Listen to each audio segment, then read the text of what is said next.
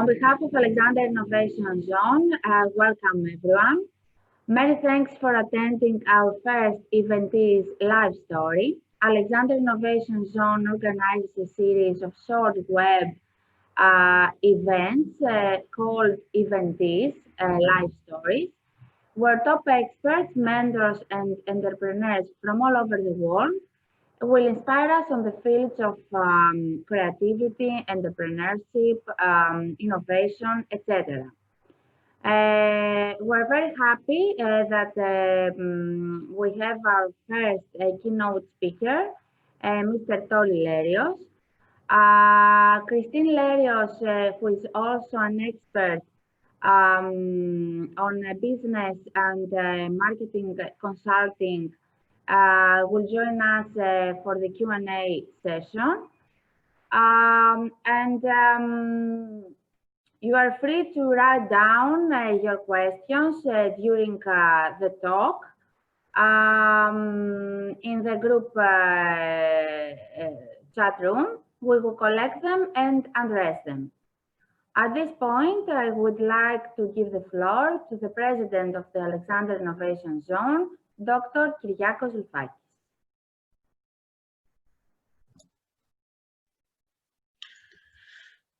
It is a great pleasure and honor to have as our first speaker in the new evenTIZ event series that we inaugurate today, Mr. Toli Lérios, a serial entrepreneur.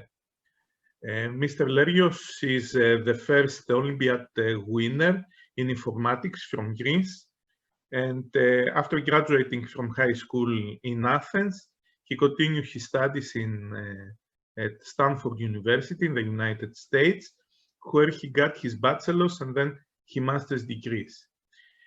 While he was working towards his doctoral degree, his PhD degree, he started his first startup company, Algin, which after a few years he sold. He continued in establishing and creating other companies, which he has also sold to big names like Sun Computers, like Microsoft, and as a result, he has worked with these companies during the period when the companies were trying to get into the bigger ones. Toli Lérios is a serial entrepreneur. He loves participating in events like ours. His knowledge is unique. He can help us. He can help a lot young people who start right now by sharing with them his experience. The fact that he is a very clever man is shown by his statement that he listens and follows what his wife says. This is something really nice. This is something really important. This is something that I also do, because everybody knows that behind a great man always lies a great woman. So I would like to welcome Mr. Lerios in his speech today, and also Christine, his wife, who will participate in the Q&A session. Toli, the floor is yours. Thank you for your kind introduction. Indeed, you already heard the most important advice of the day, which is to listen to your wife, spouse, or significant other. So the first slide covers a bit of preliminary background for the talk. The slides that I'm going to share with you are available online at the address shown. The video will be added there as well. Feel free to share this address with others if you found it useful. I will skip some points from the slides in the interest of time. Feel free to raise them in the Q&A if you want me to address them and dig deeper. In the Q&A part, indeed, I will be joined by my wife, Christine. She's my better half, of course.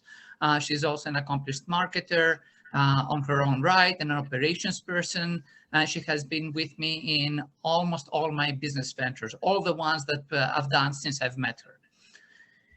All right, without further ado, so this talk is about finding customers, finding investors, and finding collaborators. Well, there's a common theme in all these cases, which is finding somebody that you need to connect with. And so before going on to the business relationships, it's good to set some foundation by looking at a few traits of something that almost all of us have experienced, which is the quest and search to find a life partner or a significant other. Traits that that this search has find themselves manifesting in a different form in a business setting as well. So if you're sometimes in doubt about what to do on the business front, just look back at your personal experience. It could provide a helpful guide. So here's the first trait, which is very simply, you're not going to be able to connect with anyone or find a life partner if you spend all your time in your basement watching TV, playing video games, eating pizza, and doing nothing else. Clearly, you have to go out into the world so that others may notice you and want to connect with you. And of course, you should also be the one who initiates contact. That can translate in the business context, for example, in how you present your company. You want to make it search engine optimization friendly so that others can, potential customers can find it. And you also want to identify target customers and reach out to them. A second trait from the world of searching for a life partner is how you present yourself. It really matters how you put your best foot forward. It's what we call showing the best of yourself to others, but it still must be you. It cannot be somebody else. So this means in the personal sphere, it means dressing nicely, putting on makeup and the like, and simply doing so in a manner that is still honest. You don't want to be deceptive. You don't want to be putting on a fake Rolex watch, renting an expensive car, pretending to be rich. Why? Because if you do that, you will attract gold diggers. You attract people who only want your money, but not necessarily want to be with you.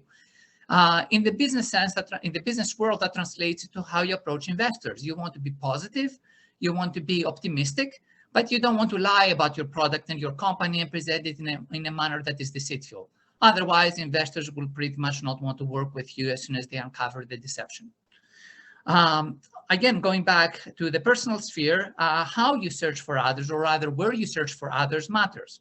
If you look for a potential life partner in a bar, that's not going to work as well. A bar is a place where you can get hooked up for a one-night stand, but not necessarily for a long-term relationship. For a relationship, you might want to find somebody more suitable in the context of a volunteer opportunity, like where you go and help a homeless group, for example. Why? Because in that setting, you automatically have something in common with another person, a common value. That translates in a business context in the search for collaborators. You want to be introduced to somebody through a trusted intermediary. For example, an investor or a student or a friend who knows you, or a professor who knows you. It's much easier to find a good fit that way as compared to, say, looking for people on online forums or startup meetups, where you might have much less in common with each other. If you look for other collaborators in startup meetups, or on online forums, well, you might find people who are not necessarily the best matches, like looking for a partner on Tinder, or if you're looking for a meetup, or if you're looking for somebody in a bar. By contrast, when it comes to looking for collaborators, and that means co-founders or early employees, you want to do so through trusted introductions, people that know you. Think of it like matchmakers in the old times. People who know you, they know the other person, they believe that there is a fit. And so, for example, a trusted introduction can happen through your student network, a professional network if you have one, through a mentor of your company, through your investors. Ideally, you don't want to rely on friends, not because friends are bad, but oftentimes what makes a good friendship doesn't necessarily make a good business relationship. So for the same reason, friends don't necessarily make good roommates. You want to have complementary skills. So, for example, if you're an engineer, you want your business partner to have more of a business background instead of engineering, and you want to be able to disagree, and that means you're complementary, but to do so constructively. A very common pattern for a startup is 3 engineers, and that's just as bad as 3 academically minded individuals trying to run a country. They don't have practical knowledge, therefore they fail. And there's a note from Otto von Bismarck along those lines. No matter how you are first introduced to a person, you certainly should do a background check. Sometimes even people who have the appearance of being trustworthy may in fact have skeletons in the closet. So ask for and check for references. Sometimes people who were very good at once may have become burned out. So you want to find out through recent references how good they currently are today, how motivated and how good of a fit you are. Overall, you want to target people who have the same types of values, goals, a timeline to exit. Some people want to a very quick exit. Some people are willing to spend 20 years building a company, and aligned with compensation. I'll give you I give 2 examples here. I'm not going to go into depth. In Silicon Valley, a very common mistake for startups is to want engineers from Google. Google engineers, unfortunately, are in an environment that doesn't really support learning about business. You only learn about how to be a good engineer. They are also very coddled in the environment of Google, and they don't deal with the adversities of a startup very well. And another example that often comes up is that people who are good managers and middle managers in large companies, that they don't necessarily make good CEOs or leaders. It's often misunderstood that management and leadership are the same thing, when in fact they are not. So moving past collaborators, investors, how do you look for them? The key thing that I want to share with you is that, and especially because we're in a particularly challenging time with the coronavirus, is that this is actually the best time to start a company. The quantitative easing, the money pouring in, the availability of a vaccine, the market disruption that has happened, all those create an ideal time to start something new and start putting the seeds. This means money is actually relatively easy to find now. So if you're looking for investors, they have money. What they don't have is good opportunities to invest the money in. So it's actually not an unreasonable time to look for investors right now. Now, finding investors, to find them, you need to understand what they are looking for and give them what they're looking for. And so all of them want to get a return on investment. However, they define that differently depending on the investor. Some of them look for unicorns. Others are happy with smaller companies, but a lot of them and with relatively low risk. Some want to make money. Others want to achieve other goals, such, for example, a government investor may want to achieve employment or training or creating the foundation of an ecosystem. You want to find investors that invest in your space, not only investors that are the same. If you're doing a fintech company and you're going to an investor that doesn't do fintech, maybe you don't have a match there. You certainly don't want to go to investors with your unprepared, with your pants down. You want to have your mentors review your pitch and make a good first impression. It's a very small world. Investors talk to each other. You make a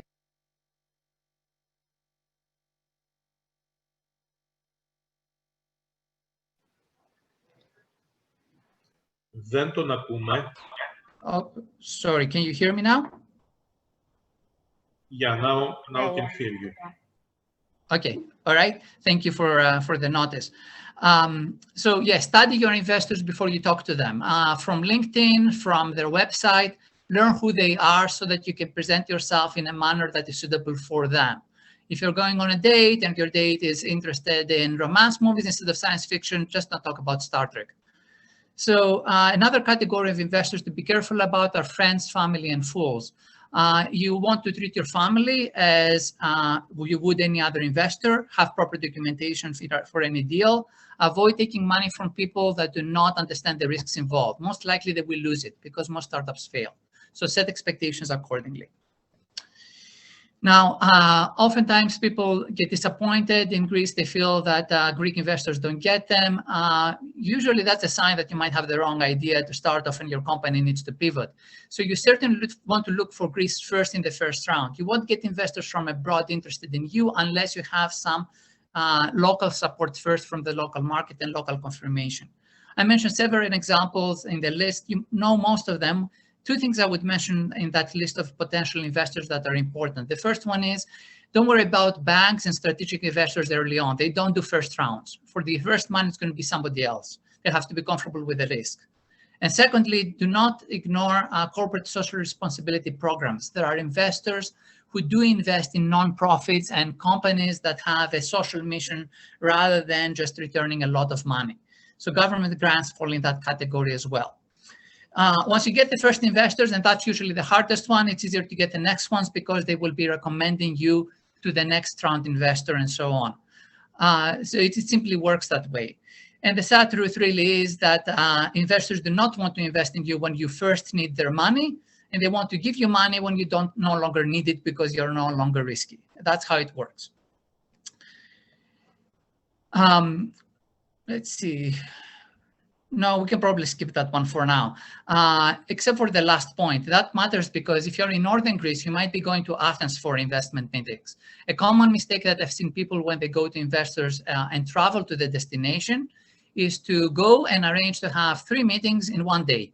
That is absolutely silly because you want to take time to digest the input from one meeting and the feedback, adjust your presentation, improve it, and then demonstrate the improved presentation in the next meeting.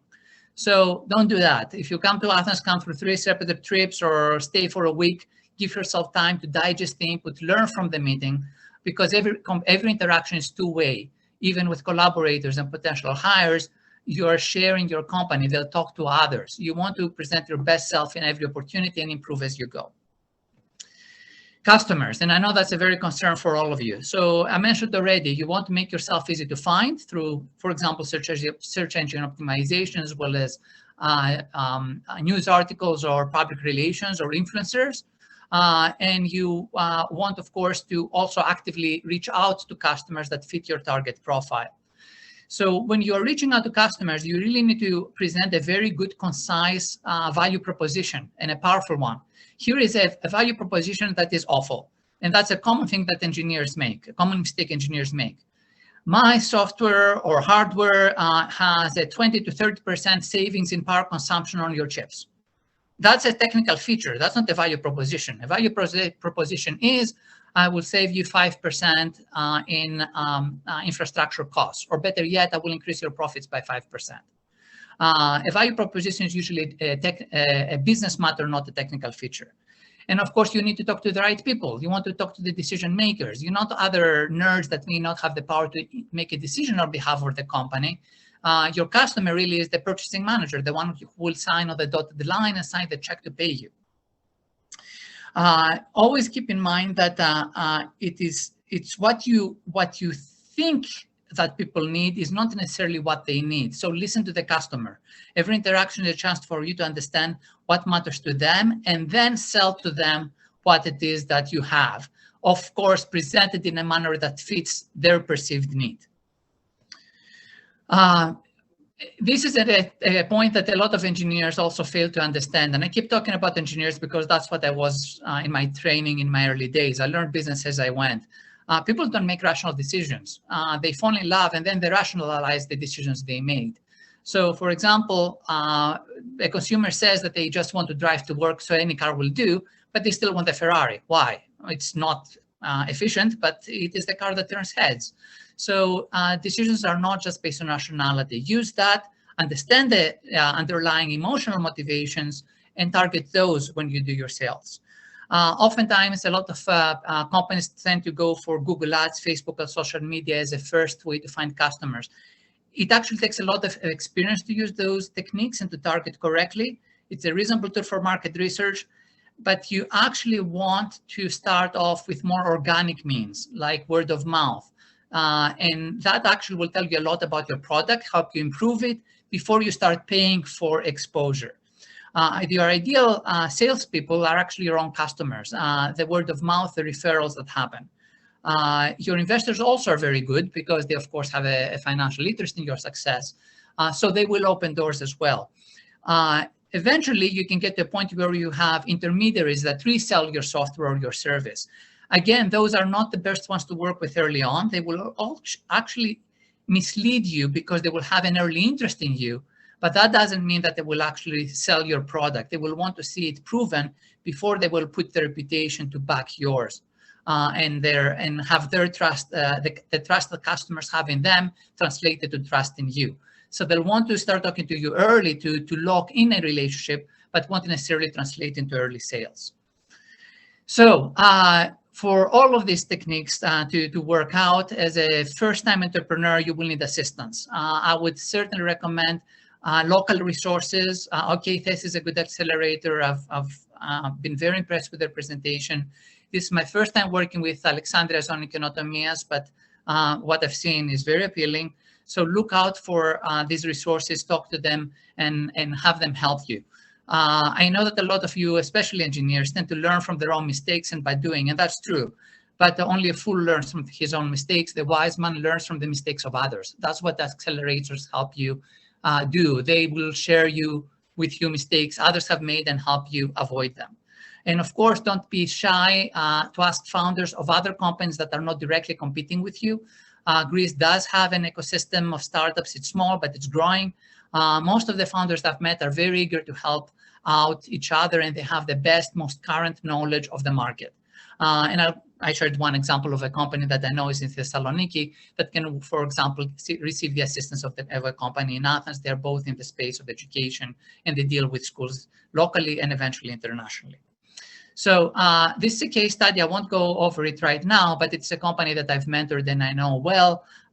They started from nothing, a small town in Vinica in Ukraine, and they have raised a round of over $50 million this summer, and they are growing extremely fast. So it can happen. If it happened to them, it can happen to Greece or to startups in Greece who have even more resources than that small company in Ukraine did. So next up, it's going to be the Q&A. And after that, I would recommend that over the holidays, if you're interested in startups, you watch news on Netflix. I tend to learn from TV more so than books, unlike my wife, of course, who is the wise man in our pairing. The story is called Startup. It's from South Korea, and the ecosystem in South Korea for startups is at a similar stage as the one in Greece. So you will find a lot in common over there. And once you've seen it, you'll see the characters, and maybe from those characters, you'll see what my wife and I do, which is almost impossible to explain, which is mentoring, but it's more complex than that. So let's start the Q&A, and Christine will be joining me right now. Welcome, Christine. Toli, thank you to be so accurate. Okay, can you see me? Yeah. Okay, and this Christine. Hi, Christine. Welcome. Well, I have a question during the survey. I will address it just on time.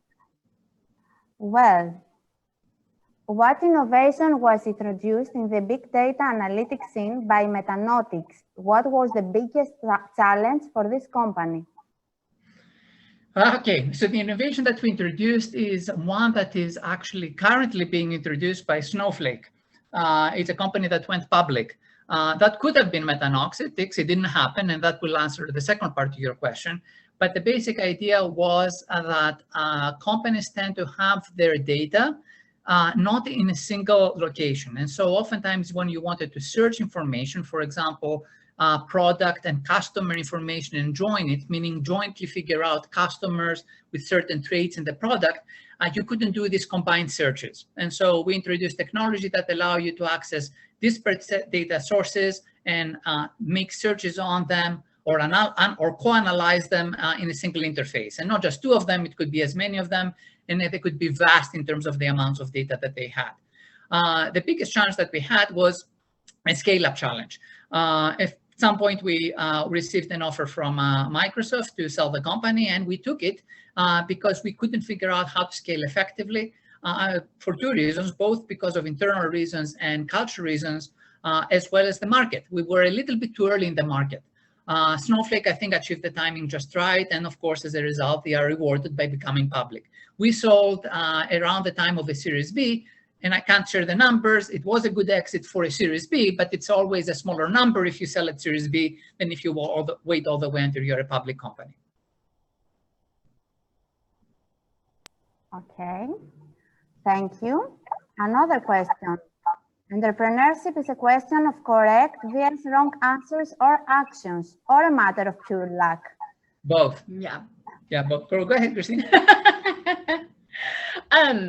Well, I mean, Toli answered it earlier with Metanotics and timing. So we had I ran human resources and operations and administration for Metanautics for 2 years, and the company ran beautifully. Like, it was just, we had such a good team. A lot of people will tell you what makes or breaks a company is the people that you have, and we had such an excellent team. So it was a great frustration to me that the company did not go further than it did. But in the end, it was due to timing, and it was due to factors outside of our control. So that's where luck plays a huge role, and timing. And there are certainly, you know, correct answers, but a lot of times that also depends on the timing, because there are answers that are correct for a certain time, but that will be absolutely wrong for the company during another time. One thing that I tell the startups we work with constantly is what got you here will not be what gets you to the next step.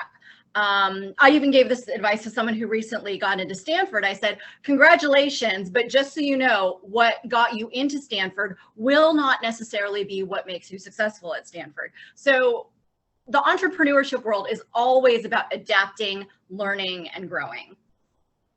I will also add to that going back to relationships, you need to be effective at dating. You need to treat your other person right, and that's about your actions. But you're lucky, it's up to luck to find the person in the first place and meet them. So, and timing is important. Christine and I were at the same time at Stanford, and somehow we didn't get to meet each other there, but we met at a company where we both work together. So, and that is a component of luck and timing yet again.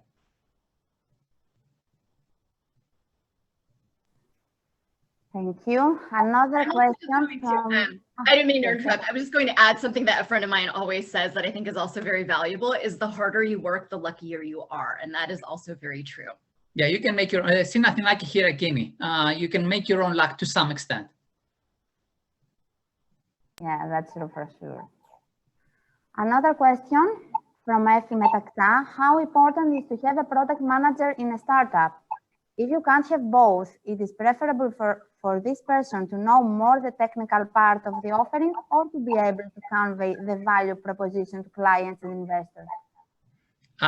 So I would say that it's not necessary to have a person who is specializing in a particular, in the discipline of product management. In a startup, everybody wears a lot of hats. You don't need to have a plumber because the CEO has to unplug the toilet. It's just, and I've done it. That's how it goes. You have to do everything, even the dirty work.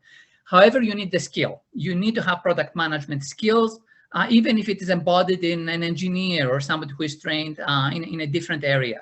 And it is absolutely essential to understand both domains.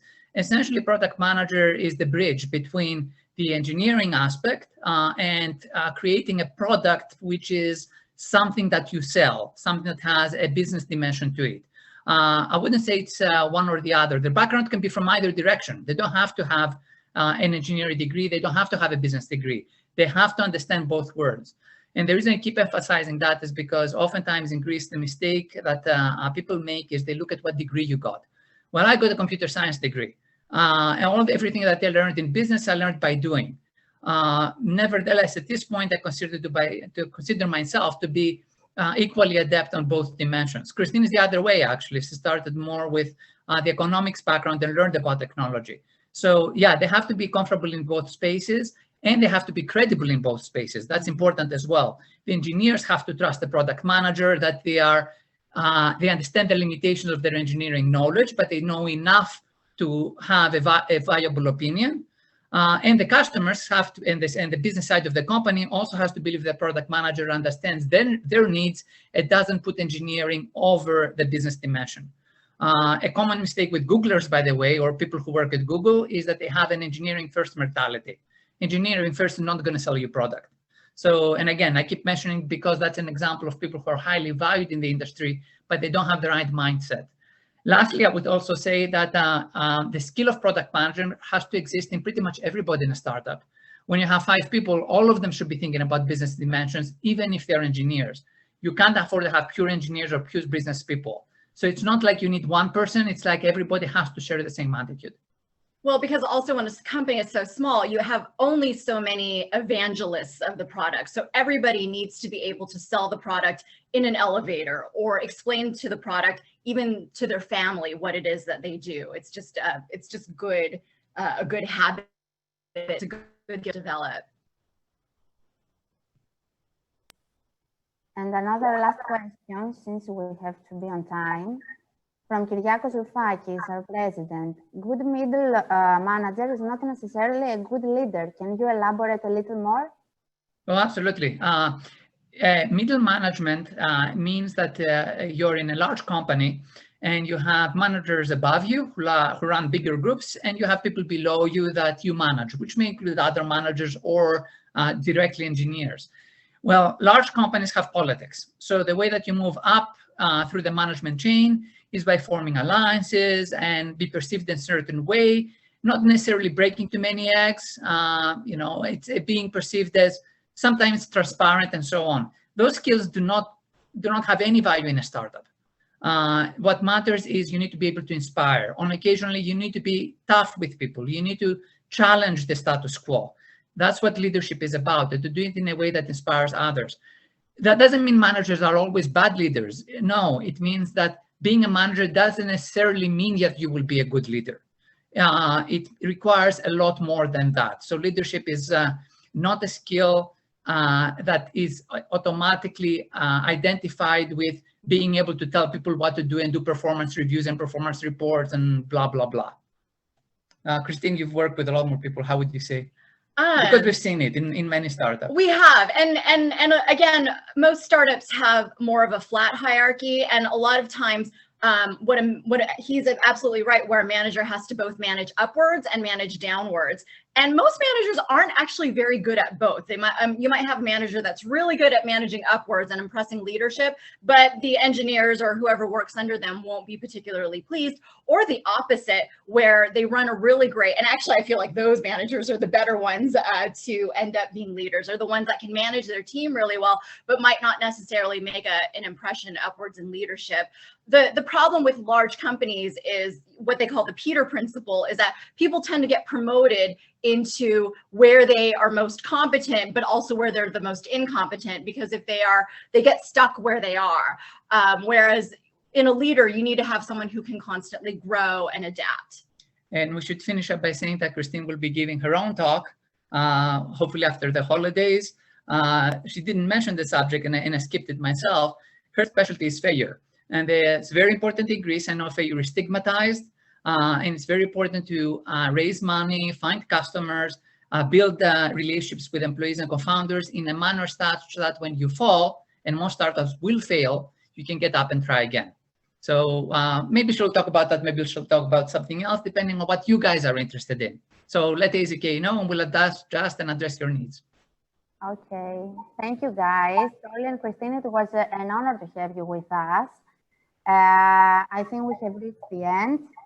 I would like to thank, last but not least, also Lia Terzidou for your valuable help and the whole AZK team. So thank you so much for your wonderful talk and tips and hints. Merry Christmas and stay safe all. Happy holidays, stay safe. Hope we get to see you in person sometime when it's safer to do so. That's right. Bye. Bye. Bye-bye. Thank you. Much. Goodbye. Thank you all.